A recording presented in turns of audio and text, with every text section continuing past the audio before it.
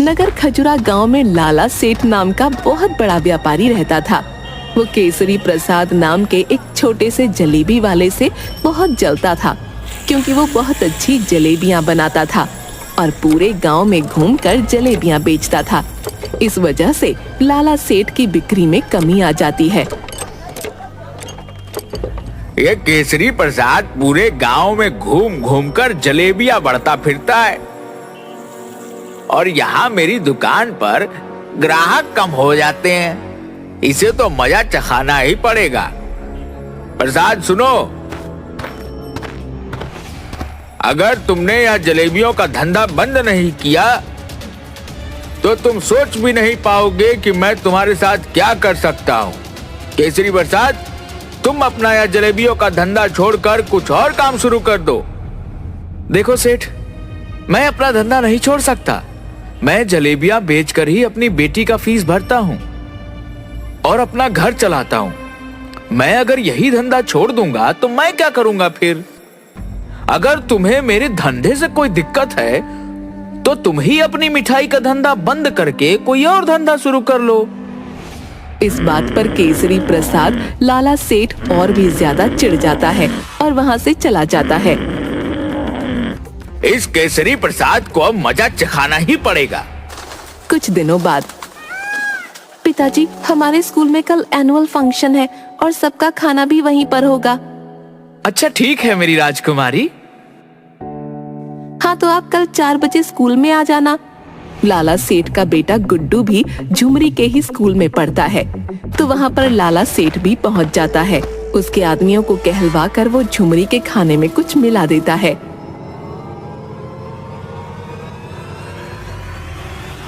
जिस वजह से झुमरी बीमार हो जाती है। रात को झुमरी, पिताजी, मेरे पेट में बहुत जोरों का दर्द हो रहा है, और फिर वो उल्टी कर देती है। अरे बेटा, क्या हुआ? चल तुझे अभी डॉक्टर साहब के पास लेकर चलता हूँ। फिर केसरी प्रसाद झुमरी को अस्पताल लेकर जाता है। डॉक्टर साहब, इसे पेट में बहुत दर्द हो रहा है और इसे उल्टी भी हो रही है। इसके खाने में कुछ ऐसा आ गया है जिस वजह से इसके पेट में दर्द हो रहा है। डॉक्टर कुछ दवाई देता है। फिर झुमरी 4 दिन तक ठीक नहीं होती और बिस्तर से उठ नहीं पाती। न जाने मेरी बेटी को क्या हुआ है, 4 दिन से बिस्तर से उठ ही नहीं पा रही है। तभी उसके पास से एक पागल धक्का मारकर निकलता है। अरे भाई, जरा देख कर चलो।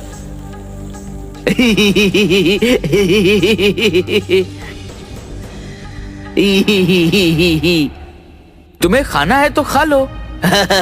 पर इसमें दवाई मिली है ना? क्या? अरे नहीं नहीं भाई, इसमें कोई दवाई नहीं मिली है, खा लो। ये मैंने खुद अपने हाथों से बनाई है। अरे नहीं, वह है ना, वो मोटा सेठ, उसने इसमें दवाई मिलाई थी। तभी वहाँ झुमरी आ जाती है।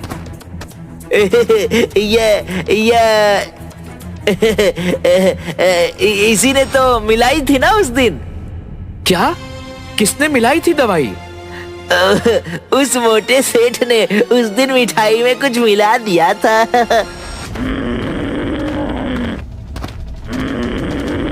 लाला सेठ, लाला सेठ, अपने घर से बाहर निकल। अरे क्या हुआ केसरी प्रसाद? कोई दूसरा धंधा करने के लिए पैसे मांगने आए हो क्या? चलो, देर से ही सही, पर तुम्हें अकल तो आई। और फिर केसरी प्रसाद लाला सेठ को एक थप्पड़ मारता है। दोनों में कड़ी हाथापाई होती है। फिर हाथापाई में लाला सेठ केसरी प्रसाद के पेट में छुरा घोंप देता है और केसरी प्रसाद की जान चली जाती है। गांव के सभी लोग ये होता हुआ देखते हैं, पर कोई भी लाला सेठ के खिलाफ गवाही नहीं देता। झुमरी अनाथ हो जाती है। उठो बाबा, मुझे कंधे पर बैठाओ ना बाबा, उठो, अब मैं क्या करूंगी आपके बिना। वो बहुत रोती है, पर उसके पास कोई नहीं होता।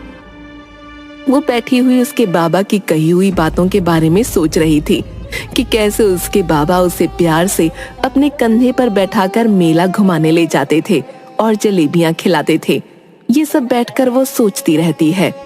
फिर झुमरी बड़ी हो जाती है झुमरी एक दिन कुएं से पानी भरने जा रही होती है। तभी लाला सेठ की नजर उस पर पड़ती है। वो उसे गलत नजरों से देखता है। झुमरी के पास उसे हाथ लगाने के लिए बढ़ता है। तभी झुमरी उसके सिर पर पानी का घड़ा फोड़ देती है। वहाँ खड़ी सभी औरतें ये देखकर हंसने लगती हैं। अरे वाह रे झुमरी, अच्छा हुआ, इसे तो ऐसे ही मारना चाहिए। फिर सभी औरतें मिलकर उसे मारने लगती हैं। इसे तो ऐसे ही मार पड़नी चाहिए। अरे वाह, मोटे सेठ को माल पड़ी, माल पड़ी। मोटे सेठ को माल पड़ी, बड़ा मजा आया। झुमरी, तुझे तो मैं छोड़ूंगा नहीं। अरे चाचा, नहीं तो और भी मार पड़ेगी। लाला सेठ कुछ बड़बड़ाते हुए वहाँ से निकल जाता है। अगले दिन गांव में फिर से वही पुरानी जलेबियों की खुशबू आने लगती है। वही पुरानी प्रसाद काका की जलेबियों की खुशबू। फिर वो बाहर निकलकर देखता है तो झुमरी जलेबियों के ठेले पर जलेबियां लेकर बेचने निकलती है। देखते ही देखते झुमरी की बहुत सारी जलेबियां बिक जाती हैं। अरे वाह बेटा, तुम्हारी जलेबियां तो प्रसाद की जलेबियों से भी बहुत स्वादिष्ट है। अरे वाह जलेबी, मैं तो आज जलेबी खाऊंगा। जलेबी ई ई ई ई ई। और अजीब तरह से जलेबी खाने लगता है। खाते खाते उसे लाला सेठ दिख जाता है तो वो लाला सेठ के ऊपर जलेबी फेंक देता है। बिल्कुल इस तरह फेंकता है जैसे किसी कुत्ते को रोटी डाल रहा हो, और कुत्तों की तरह हाथ करके। तुझे भी जलेबी खानी है? लाला सेठ गुस्से से वहाँ से निकल जाता है। झुमरी के ठेले पर बहुत भीड़ आने लगती है और ये सब मिठाई वाले लाला सेठ को रास नहीं आता। वो कुछ गुंडे झुमरी को उठाने के लिए भेज देता है। आज तो वो झुमरी मुझसे नहीं बचेगी। जैसे ही वह आएगी मैं उसे भी उसके बाप के पास पहुंचा दूंगा। बहुत हवा में उड़ रही है ना। तभी वो दोनों गुंडे पिटी हुई हालत में लाला सेठ के पास पहुंचते हैं। अरे तुम्हारी यह हालत किसने की? और किसने लाला सेठ? उस लड़की ने जिसे आपने उठाने के लिए भेजा था। वह तो बड़ी ही टेढ़ी खीर निकली। मैंने तुम दोनों को एक लड़की उठाने के लिए कहा था। तुम दोनों से वह भी ठीक से नहीं हुआ। अब जाओ यहाँ से और मुझे अपनी शक्ल मत दिखाना। पर यह झुमरी इन दोनों हट्टे कट्टे पहलवानों को कैसे पीट सकती है? फिर उसे याद आता है कि उसने उसकी भी हालत खराब कर दी थी। वो सोचता है कि झुमरी को मजा चखाना ही पड़ेगा। एक दिन झुमरी जलेबी का ठेला लेकर गांव में बेचने जा रही थी। तभी लाला सेठ उसकी गाड़ी को झुमरी के ठेले के आगे रोक देता है। झुमरी उसका ठेला रोड की दूसरी तरफ ले जाने लगती है। फिर लाला सेठ उसकी गाड़ी को और आगे बढ़ा लेता है और झुमरी को नहीं निकलने देता। फिर लाला सेठ गाड़ी से बाहर निकलता है। ए झुमरी, देख, तेरी मेरे सामने कोई औकात नहीं है। तू चुपचाप अपनी जलेबियों की दुकान, अरे नहीं, अपने जलेबियों का ठेला लेकर यहाँ से दफा हो जाओ और अपने ठेले को बंद कर दे, नहीं तो मैं इस ठेले को और तुझे कहीं का नहीं छोड़ूंगा। झुमरी आगे आती है और लाला सेठ की गाड़ी का कांच फोड़ देती है। अब देख, तेरी गाड़ी की औकात तो मेरे ठेले से भी बदतर हो गई। और उसके मुंह पर पैसे फेंककर, ये ले पैसे और जाकर अपनी गाड़ी ठीक करवा ले, और अगर चाहिए तो मुझे बोल देना, टिप भी ले ले, काम आएंगे। मोटे सेठ की गाड़ी टूट गई, मोटे सेठ की गाड़ी टूट गई। लाला सेठ आग बबूला होकर वहाँ से निकल जाता है। रात को एक नकाबपोश झुमरी के ठेले और उसके घर को आग लगाने के लिए पेट्रोल छिड़कने लगता है। आज तो यह झुमरी नहीं बच पाएगी। और माचिस जलाकर घर पर फेंकने ही वाला होता है। तभी पीछे से वो पागल उसका हाथ पकड़ लेता है। नकाबपोश उस पागल को धक्का देकर नीचे गिरा देता है। तभी झुमरी वहाँ आ जाती है। देखो, यह तुम्हारे घर पर आग लगाने वाला था। मैंने इसे पकड़ लिया, मैंने चोर पकड़ लिया। और फिर झुमरी उसे थप्पड़ लगाती है और उसका नकाब निकालती है तो वो कोई और नहीं लाला सेठ होता है। लाला तू इस हद तक गिर जाएगा, मैंने ये सोचा भी नहीं था। जो किसी की जान ले सकता है वो कुछ भी कर सकता है। ए झुमरी, तुझे क्या लगता है मैं तुझे ऐसे ही छोड़ दूंगा? तुझे तो मैं तेरे बाबा के पास पहुंचा कर ही रहूंगा। उसे भी मैंने बहुत धमकियां दी थी, पर वह सीधी तरह नहीं माना। फिर मैंने उसका पत्ता काट दिया, पर अब तूने भी मेरी नाक में दम कर दिया है। मैं तुझे भी नहीं छोड़ूंगा। और ये पागल, आज तो यह भी मेरे हाथों से मरेगा। और फिर लाला सेठ चाकू निकालकर झुमरी को मारने के लिए आगे बढ़ता है। तभी वो पागल सीधा खड़ा हो जाता है और लाला सेठ का हाथ पकड़ लेता है और चाकू नीचे फेंक देता है। लाला सेठ को वो एक थप्पड़ मारकर नीचे गिरा देता है। लाला सेठ का थप्पड़ की वजह से सिर चकराने लगता है और उसके कानों से खून निकलने लगता है। हवलदार, पकड़ लो इस लाला सेठ को और बंद कर दो हवालात में। तुम ठीक कैसे हो गए? और ये सब क्या नाटक लगा रखा है? ये कोई नाटक नहीं है लाला सेठ। तुझे पकड़ने के लिए मुझे पागल बने रहने का नाटक करना पड़ा, ताकि मैं तुझे रंगे हाथों पकड़ सकूं। ये देख, तेरे किए हुए सारे गुनाहों के सबूत, ये फोटो। हाँ लाला सेठ, तुझे क्या लगा था मैं अकेली हूँ? मेरा साथ देने वाला कोई नहीं। जब तूने मेरे पिताजी को दुकान बंद करने के लिए धमकाया था, तब मैं अकेली बगीचे में बैठी हुई रो रही थी। तब इंस्पेक्टर जुगनू मेरे पास आए और मुझसे पूछा, अरे क्या हुआ गुड़िया रानी? कुछ नहीं, वो मोटा मिठाई वाला, वो मेरे पिताजी को रोज धमकाता है और उन्हें जलेबियां बेचने के लिए मना करता है। उस मोटे सेठ की वजह से मेरा भी कोई दोस्त नहीं बनता। अच्छा, तो आज से मैं तुम्हारा दोस्त। पर तुम्हें उस मोटे सेठ को पकड़ने में मेरी मदद करनी पड़ेगी।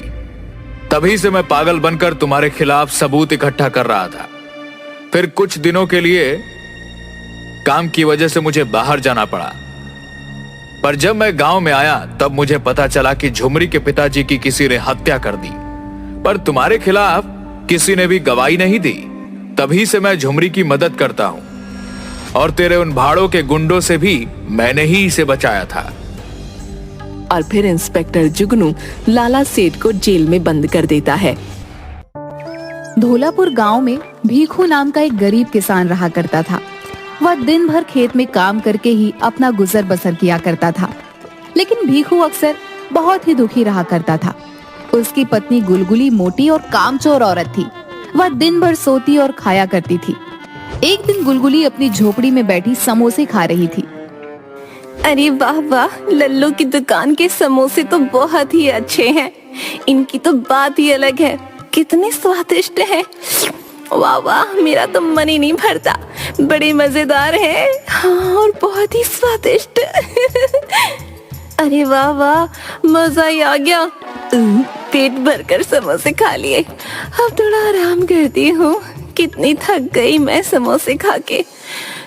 समोसे खा के जो नींद आती है उसका तो जवाब ही नहीं। और गुलगुली आराम से खर्राटे लेकर सो जाती है। तभी उसका पति भीखू खेत से थका हारा अपनी झोपड़ी में आता है और देखता है कि गुलगुली खर्राटे मारकर सो रही है। अरे अरे, दोपहर होने को आई है और ये मुटल्लो अभी तक घोड़े बेचकर सो रही है। क्या करूं मैं इसका? पता नहीं आज भी खाने को कुछ है या नहीं। भीखू को ऐसा बोलने के बाद भी गुलगुली आराम से खर्राटे मारकर सो रही होती है। अरे लगता है ये नहीं उठेगी। भूख भी बहुत जोरों से लगी है। अब तो मुझे ही अपने लिए कुछ भोजन बनाना पड़ेगा, वरना भूख से मेरे प्राण ही निकल जाएंगे। हाँ। जिसके बाद भीखू रसोई में जाता है और एक डिब्बे में थोड़े चावल और दाल देखता है। अरे अब क्या ही किया जाए, चलो इन्हीं थोड़े चावल और दाल से खिचड़ी बना लेता हूँ। हाँ, यही ठीक रहेगा। जिसके बाद भीखू चूल्हे पर खिचड़ी बनाने लगता है, जिसकी खुशबू गुलगुली के पास जाती है और उसकी आंख खुल जाती है। अरे वाह वाह, क्या खुशबू आ रही है। वाह, चलकर देखूं तो सही आखिर बन क्या रहा है। जिसके बाद गुलगुली रसोई में जाती है और भीखू को चूल्हे पर खिचड़ी बनाते हुए देखती है। अरे वाह वाह, आप तो बड़ी ही जल्दी आ गए और ऊपर से अरे वाह, मजेदार भोजन भी बना रहे हैं। वाह वाह, मुझे भी भूख लगी है, थोड़ा जल्दी कीजिए ना, मुझसे भूख सहन ही नहीं हो रही। अरे भाग्यवान, समय तो देखो, सांझ होने को आई है और तुम अब तक सो रही थी। न जाने कब तुम्हें समझ आएगी। खैर क्या ही कहा जाए, तुम किसी की सुनती हो भला। अच्छा, अब आओ बैठो, भोजन बन गया है। मैं अभी बाहर जाकर तबेले में जानवरों को पानी देकर आता हूँ। कब से चिल्ला रहे हैं। अरे वाह वाह, कितनी अच्छी खुशबू आ रही है। अब न जाने ये तो कब आएंगे, मैं ही भोजन कर लेती हूँ। हाँ, अरे वाह वाह, बहुत ही स्वादिष्ट है, बहुत ही मजेदार। और देखते ही देखते सारी खिचड़ी खा जाती है। अरे अरे, ये क्या किया तुमने भूखी? हथनी सब खा गई। जरा सा ख्याल नहीं किया इस गरीब पति का। अब मैं क्या खाऊंगा? देखो जी, मैं आपकी इज्जत करती हूँ, इसका मतलब ये नहीं कि आप मुझे हथिनी कह के बुलाओ। अब मुझसे भूख सहन नहीं होती तो क्या करूँ? न जाने किस जन्म का बदला ले रही हो मुझसे। जिसके बाद बेचारा भीखू खाली पेट ही सो जाता है। सुबह होती है, गुलगुली आराम से खर्राटे मारकर सो रही होती है। तभी पड़ोस की रीमा की चिल्लाने की आवाज आती है। अरे कहाँ हो गुलगुली बहन, जरा बाहर तो आओ, देखो तो सही मैं तुम्हारे और भीखू भैया के लिए क्या लेके आई हूँ। अरे आओ आओ रीमा बहन, क्या लेके आई हो? आज तो खुशबू बहुत ही बढ़िया आ रही है। हाँ, अरे वो क्या है ना, आज थोड़े पकवान बनाए थे तो सोचा तुम्हारे और भीखू भैया के लिए भी ले चलूं। अरे हाँ हाँ, बहुत ही अच्छा किया तुमने रीमा बहन। अरे बहुत ही अच्छा, वाह वाह, मुझे तो बहुत ही जोरों की भूख लगी थी। हाँ, लाओ लाओ। अच्छा ठीक है, ये लो गुलगुली बहन, सारा अकेले ही मत खा जाना। हाँ, भीखू भैया खेत से आ जाएं तो उन्हें भी दे देना, बाकी मैं चलती हूँ अब। अरे वाह वाह, कितना सारा भोजन है। वाह, गर्मा गर्म पूड़ियाँ, गुलाब जामुन, जलेबियाँ, वाह वाह, आज तो पेट भर के खाऊंगी। हाँ, अरे वाह वाह, बहुत स्वादिष्ट भोजन है। वाह, बहुत ही मजेदार, वाह वाह, बहुत ही स्वादिष्ट। और वह सारा भोजन खा जाती है। अरे अरे, ये क्या, मैं तो सारा भोजन ही खा गई। अब मुझसे तो भोजन ही नहीं बन पाएगा।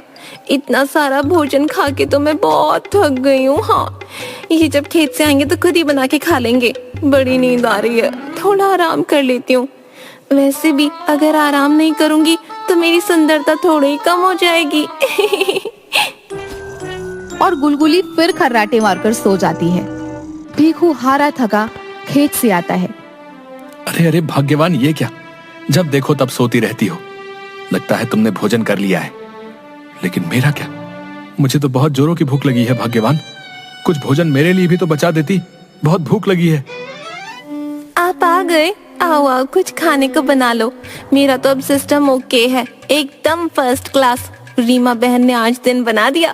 क्या पकवान लाई थी, वाह, बहुत थकावट हो गई। हाँ, मैं आराम करती हूँ, आप बनाओ खाना। हे भगवान, पता नहीं हमारे पड़ोसी भी क्यों इस ड्रम को भरते रहते हैं। किसी दिन उनके ऊपर ही मुसीबत बन पड़े तब मजा आएगा।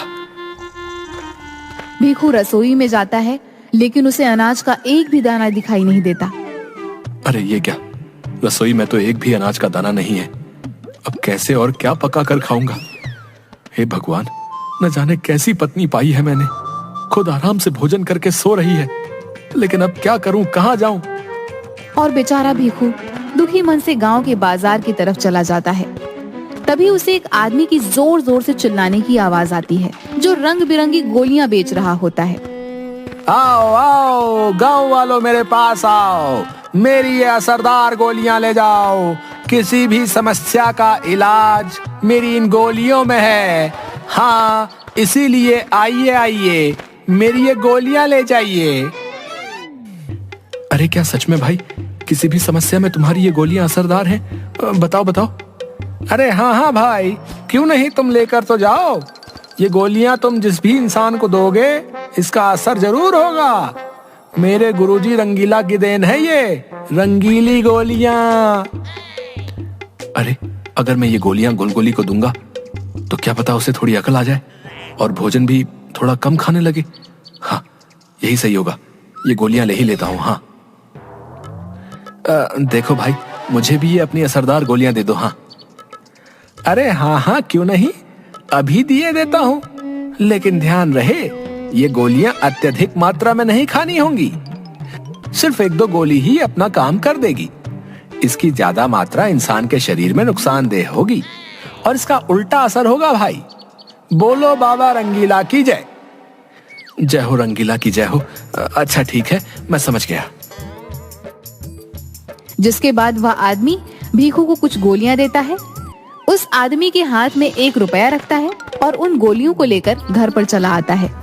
अरे आ गए आप? कहाँ चले गए थे जी? कब से आपका इंतजार कर रही थी। आज तो घर में अनाज का एक भी दाना नहीं है। जाइए और बाजार से थोड़े चावल और दाल ले आइए। हाँ, बहुत भूख लगी है। अरे हाँ, क्यों नहीं भाग्यवान, अभी जाता हूँ। लेकिन ये देखो मैं तुम्हारे लिए क्या लेकर आया हूँ। ये देखो, रंग बिरंगी मीठी गोलियां।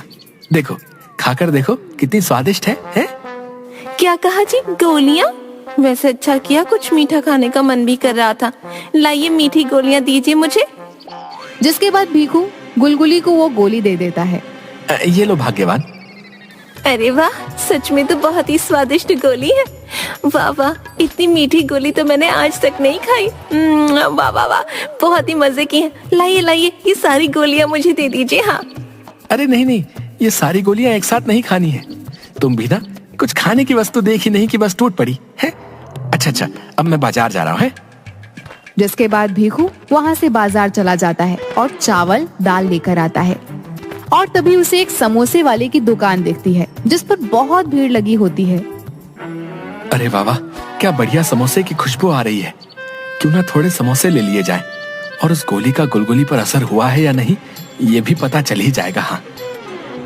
भीखू अपनी झोपड़ी में जाता है और देखता है कि गुलगुली झोपड़ी में झाड़ू लगा रही होती है। अरे ये क्या भाग्यवान का ये रूप तो मैंने कभी नहीं देखा, कभी नहीं। लगता है वो गोली अपना असर कर रही है। हाँ। अरे कहाँ हो भाग्यवान? ये देखो, ले आया मैं बाजार से चावल और दाल। और देखो तुम्हारे लिए ये गर्मा गर्म समोसे भी लाया हूँ। हाँ। अरे आ गए आप? ये चावल और दाल तो ठीक है, लेकिन ये समोसे क्यों ले आए जी? मेरा तो बिल्कुल भी मन नहीं है। अभी तो भोजन बनाने के लिए घर में जल भी नहीं है। आप ये समोसे ही खा लीजिए, मैं पास के तालाब से जल लेकर आती हूँ। जिसके बाद गुलगुली हाथ में मिट्टी का मटका लेकर वहाँ से चली जाती है। अरे वाह, वो गोलियां तो वाकई असरदार है। हाँ, भाग्यवान तो बदल ही गई है। हाँ, ये अच्छा है। थोड़ी देर बाद गुलगुली पानी का मटका लेकर अपनी झोपड़ी में आती है। भीखू झोपड़ी में बैठा रहता है। ये देखिए जी, ले आई मैं तालाब से पानी। हाँ, अब जाकर रसोई में आपके लिए भोजन बनाती हूँ। अरे भाग्यवान पर उस एक गोली का ये असर हुआ है। अगर वो सारी गोलियां मैं इसे खिला दूं तो ये तो सर्वगुण संपन्न बन जाएगी। हाँ। यही ठीक रहेगा। हाँ। भीखू सारी गोलियां लेकर गुलगुली के पास जाता है। अच्छा ठीक है, तुम भोजन बाद में पकाना भाग्यवान। ये लो, तुम्हें ये कल मीठी गोलियां बहुत पसंद आई थी ना?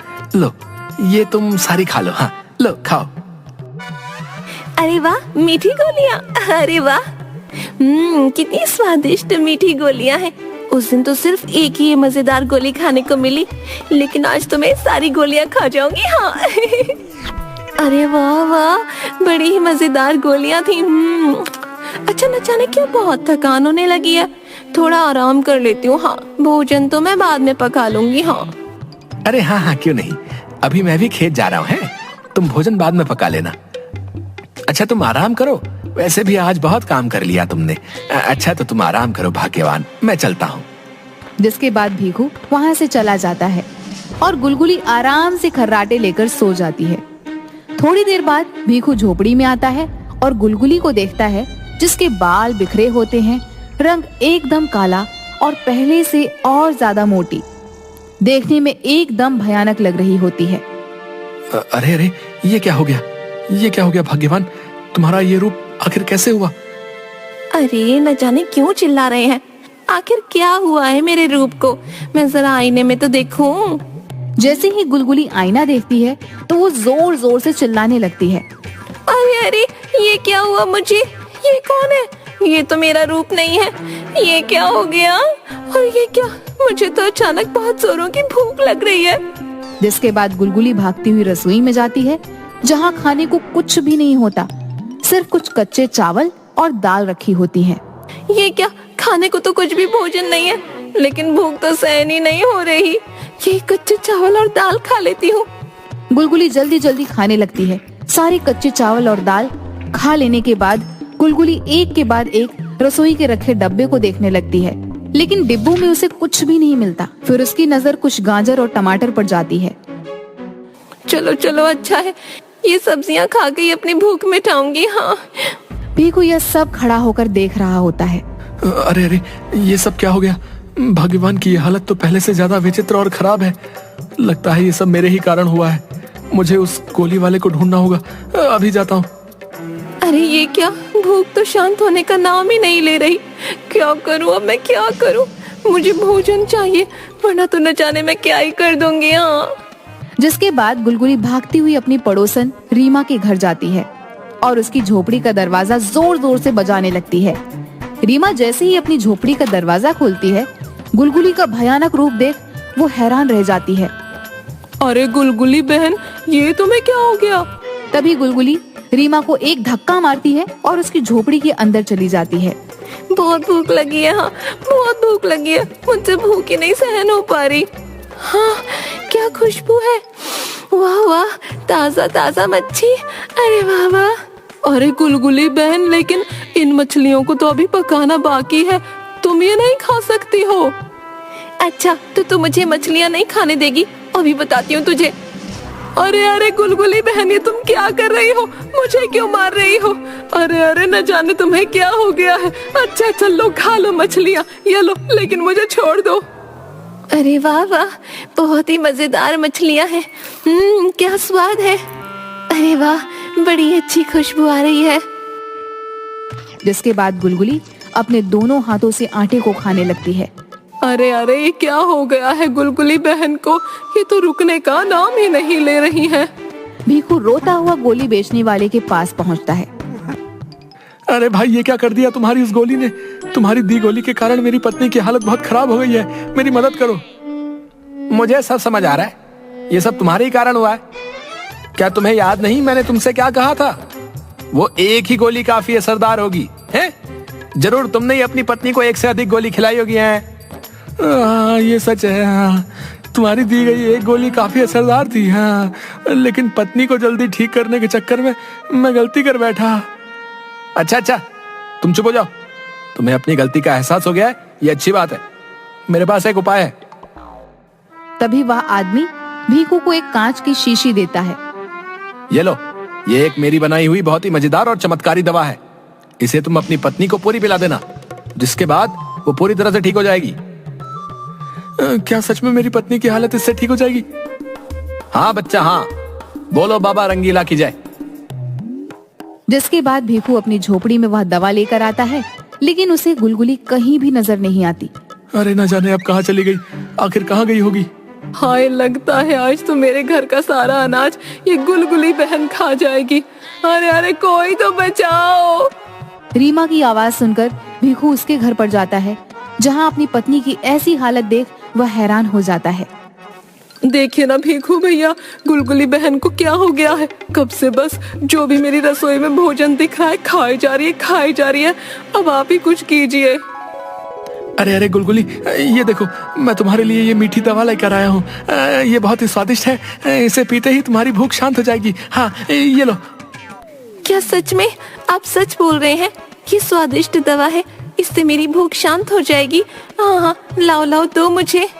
जिसके बाद गुलगुली वह दवा की शीशी पीती है और थोड़ी देर बाद ही गुलगुली की भूख शांत हो जाती है।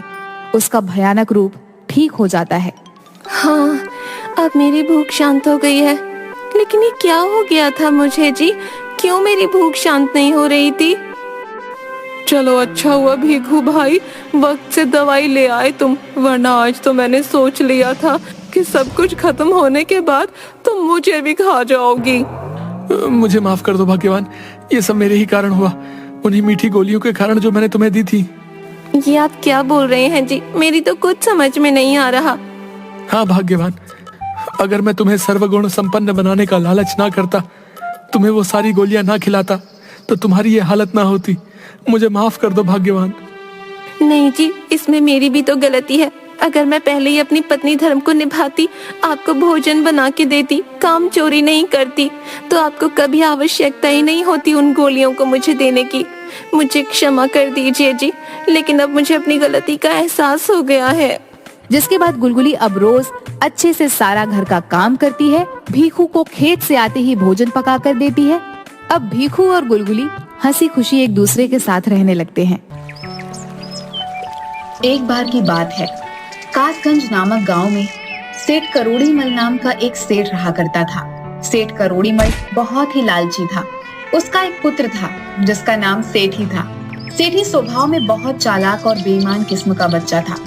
दूसरी तरफ उसी गांव में राजू नाम का लड़का था जो कि सेठी की कक्षा में पढ़ता था, लेकिन वो सेठी के बिल्कुल विपरीत था।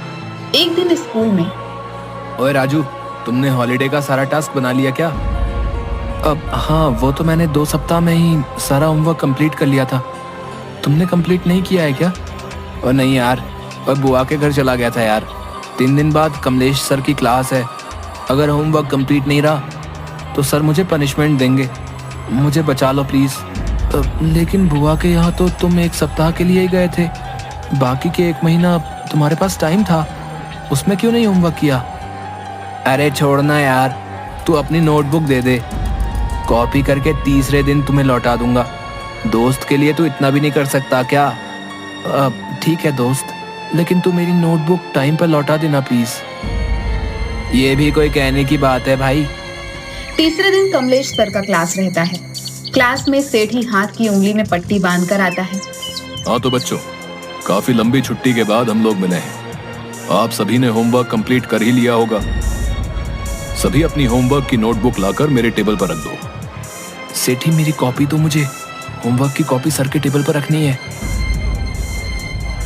मैंने तो तुम्हारी कॉपी सर के टेबल पर रख दी है, अब भाई का इतना भी काम नहीं कर सकता क्या? अरे राजू, तुमने होमवर्क की कॉपी नहीं जमा की? सर टेबल पर ही रखी हुई है। यहाँ पर तो नहीं है। आज तो सेठी की भी कॉपी मेरे पास है। लेकिन वो तो मेरी कॉपी है। क्यों सेठी? अब मैं क्या ही कह सकता हूँ तुम्हारी कॉपी के बारे में। जब मैं टास्क बना रहा था तो मैंने तुमसे कहा था कि टास्क बना लो, लेकिन तुम बराबर यही कहते थे कि अभी बहुत दिन है। क्यों झूठ बोल रहे हो? सर उस कॉपी में देखिए, मेरी हैंडराइटिंग है। राजू सही कह रहा है सर, मेरी कॉपी में राजू की ही हैंडराइटिंग है। मेरी तो उंगली कट गई थी, तो राजू से रिक्वेस्ट की थी कि मैं बता रहा हूँ, तू बस लिख दे। कमलेश सर राजू को होमवर्क ना करने के बदले सारा दिन क्लास में खड़े रहने की सजा दे देते हैं। सेठी, तुमने ऐसा क्यों किया? थोड़े से झूठ से अगर तुम्हारी जान बच रही है तो झूठ बोलने में कोई हर्ज नहीं है। सेठी लोगों को परेशान करता रहता था। इसी तरह 10 साल बीत जाने के बाद सेठी शहर में एक बहुत बड़ा रेस्टोरेंट बनाता है, और वहीं अच्छे नंबर और अच्छी डिग्री होने के बावजूद राजू गरीब बेरोजगारी का जीवन जी रहा था। सरिता, आज मुन्नी सुबह से क्यों रो रही है? आज घर में कुछ नहीं है, मुन्नी दूध के लिए रो रही है। ठीक है, कुछ देखता हूँ। राजू सभी जानने वालों से पैसा मांगता है, लेकिन कोई भी नहीं देता। थक हार कर वह सरिता का मंगलसूत्र गिरवी रखकर खाने के लिए कुछ सामान लेकर आता है, और बचे कुचे पैसों से अंत में वह एक चाय की दुकान खोल लेता है। एक दिन सेठी उसकी दुकान के सामने से गुजरता है। अरे क्या यार, तुम चाय बेचोगे? हम लोग एक ही स्कूल में पढ़े हैं, सब क्या कहेंगे भाई? झूठ, फरेब, बेईमानी, मक्कारी की हलवा पूरी से कहीं अच्छा ईमानदारी से चाय बेचकर सूखी रोटी खाकर चैन की नींद सोना कहीं अच्छा है। हाँ तो भाई ठीक है, फिर रहो झोपड़ी में रूखी सूखी खाकर, और क्या। मुझे देखो, मेरे पास आज बंगला है, गाड़ी है, बैंक बैलेंस है, सब है। धीरे धीरे राजू की चाय की गुमटी बड़ी होकर कॉफी हाउस रेस्टोरेंट में बदल जाती है। उसका टेस्टी चाय, कड़ी मेहनत, मधुर व्यवहार और ईमानदारी के कारण हमेशा कॉफी हाउसफुल रहा करती थी। उधर सेठी का दोस्त चंदन, जो शहर का सबसे बड़ा सेठ हरीलाल का बेटा था, एक दिन सेठी के रेस्टोरेंट में खाना खा रहा था। रेस्टोरेंट में तो बहुत अच्छा खाना बनाया तुमने। मेरे पास एक आइडिया है, पहाड़ी के ऊपर 5 स्टार रेस्टोरेंट खोलने का। 20 लाख रुपए के प्रोजेक्ट में 5 लाख का इंतजाम हो गया है। आइडिया तो बहुत अच्छा है। 15 लाख मैं लगाऊंगा। प्रॉफिट कितना मिलेगा मुझे? तो मेरा दोस्त है इसलिए 25% प्रॉफिट में मिलेगा। ठीक है, कल मैं तुम्हें कैश 15 लाख दे दूंगा। कागज तुम बनवा लो। क्या यार, जब दोस्त के साथ कागज पर डील करनी पड़े तो फिर दोस्ती कैसी? भाई अगर तुझे मुझ पर शक है तो प्लीज मुझे नहीं चाहिए तेरा पैसा। इस तरह इमोशनल बातों से बिना पेपर के डील चंदन सेठी से 15 लाख रुपए ऐंठ लेता है। 2 साल बाद चंदन को पता चलता है कि उस तरह का कोई प्रोजेक्ट था ही नहीं। सेठी, तूने फर्जी प्रोजेक्ट के नाम पर मुझसे 15 लाख जो लिए हैं ना, वो वापस कर। अरे कौन सा प्रोजेक्ट, कैसा पैसा और किसका पैसा? कोई कागज या बैंक रिसीट है तो दिखाओ भैया। देख सेठी, मैंने पहाड़ी में रेस्टोरेंट के लिए तुम्हें 15 लाख कैश दिए थे। तुमने ही कहा था कि दोस्तों के बीच कागज का क्या काम। इस तरह कागज के अभाव में चंदन सेठी से 15 लाख रुपए हड़प लेता है। एक दिन इनकम टैक्स वाले छापा मारते हैं और टैक्स चोरी के आरोप में सेठी का दुकान सीज कर दिया जाता है। जल्द ही सेठी कंगाल हो जाता है। एक दिन राजू के कॉफी हाउस में, राजू भाई, आज मैं कंगाल हो गया हूँ, प्लीज मेरी मदद कर दो। मुझे फिर से बिजनेस करने के लिए पूंजी चाहिए। मैं जल्दी ही तुम्हारा पैसा लौटा दूंगा। ठीक है, मैं तुम्हें लोन दूंगा, लेकिन इस बार ईमानदारी और मेहनत से काम करना होगा। राजू से पैसा लेकर सेठी उसी के कॉफी हाउस के सामने अपना कॉफी हाउस भी खोल देता है। सेठी राजू के कैफे को कॉम्पिटिटर मानकर उसके कैफे को तरह तरह से बदनाम करने की कोशिश करने लगता है। अरिया, ये ले फेविक्विक और जा राजू के कॉफी हाउस में 2-2 बूंद सभी कुर्सी पर गिरा करा। जा। जैसे ही राजू का कॉफी हाउस ओपन होता है, लोगों की भीड़ लग जाती है। मौका देकर हरिया सभी की कुर्सी पर फेविक्विक डालकर आ जाता है। हाँ मालिक, जैसा आपने कहा था वैसा ही करके आया हूँ। शाबाश, अब आएगा मजा। बहुत ईमानदारी और मेहनत का पाठ पढ़ाता है। अब देखता हूँ तेरा कॉफी हाउस कैसे चलता है। हाँ। उधर फेविक्विक लगी हुई कुर्सी पर बैठने से सभी कस्टमर का पैंट चिपक जाता है। उठते समय उनके पैंट फट जाते हैं। पूरे कॉफी हाउस में हंगामा खड़ा हो जाता है। राजू को कुछ भी समझ नहीं आता कि यह सब कैसे हुआ, लेकिन तुरंत ही वह अपने बुद्धि विवेक से काम लेता हुआ अनाउंस करता है कि प्लीज शांति बनाए रखें। पता नहीं ये किसकी हरकत है, लेकिन राजू कॉफी हाउस आप सभी कस्टमर्स को माफी के तौर पर एक नई जीन्स आधे घंटे के अंदर आपको प्रोवाइड करवा रही है।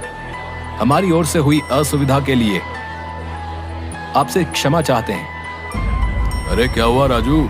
तुम्हारी दुकान पर हो रहे हंगामे को सुनकर मैं दौड़ा हुआ आया। देखो ना दोस्त, किसी ने कॉफी हाउस की कुर्सी में फेविक्विक लगा दिया है। भाई, तुम्हारे कस्टमर तो बहुत सीधे हैं जो एक जीन्स पर मान गए। मैं होता तो तुम पर कंज्यूमर कोर्ट में केस कर देता। डियर कस्टमर, आपकी जीन्स आ गई है। आप लोग अपने अपने साइज के अनुसार जीन्स लेकर पहन लें। एक बार फिर सेठी की चाल फेल हो जाती है, लेकिन सेठी अपनी हरकतों से बाज नहीं आता। एक दिन सेठी अपने दोस्त जीवा की मदद से एक प्लान बनाता है। भाई जीवा, मैं चाहता हूँ कि मेरे सामने वाला कॉफी हाउस किसी तरह मेरा हो जाए, लेकिन हर बार मेरी तरकीब राजू फेल कर देता है। कोई बात नहीं गुरु, इस बार जीवा का प्लान है जो कभी फेल नहीं हो सकता। ऐसा क्या सोचा है तुमने कि वो प्लान फेल नहीं हो सकता? प्लान ऐसा है कि हम लोग किसी तरह उसके चाय के दूध में चूहे मारने की दवा मिला देंगे। फिर एक बार अगर कॉफी हाउस बदनाम हो गया तो फिर हमारी दुकान चल पड़ेगी। देख भाई, ये काम हरिया ही कर सकता है। पिछली बार इसी ने फेविक्विक चिपकाई थी। ना मालिक, ये काम हमसे नहीं होगा। चूहे मारने वाला जहर से अगर आदमी को कुछ हो गया तो पाप मेरे ऊपर ही आएगा। अरे हरिया, इसी इमोशन के कारण तुम लोग गरीब के गरीब ही रह जाते हो। कोई बात नहीं, ये काम हम दोनों करेंगे, वो भी आज ही रात। दोनों रात 12 बजे के अंधेरे में चूहे मारने की दवा को लेकर कॉफी हाउस में पीछे वाले रास्ते से घुसते हैं। अबे जीवा, ठीक से चल, मुझसे बार बार क्यों टकरा रहा है? ऐसी अंधेरे में कुछ दिखाई नहीं दे रहा। मैं तो ठीक से ही चल रहा हूँ, लेकिन ससुर ये जमीन ही ऊपर नीचे, अंधेरे में पता ही नहीं चल रहा है।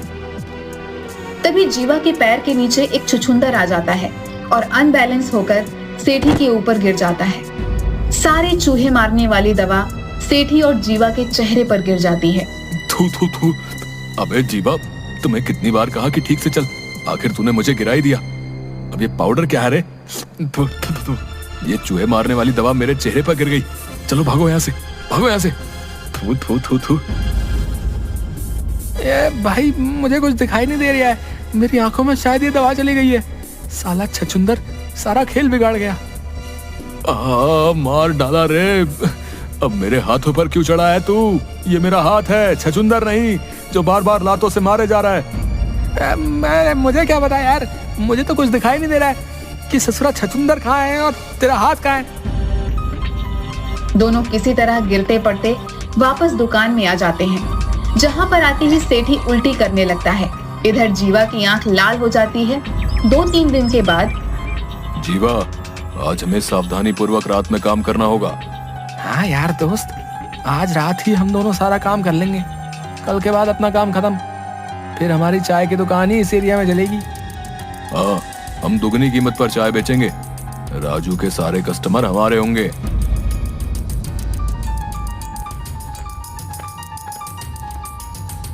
दोनों रात को फिर से राजू की दुकान पर जाते हैं और दूध में चूहे मारने वाली दवा मिलाकर वापस आ जाते हैं।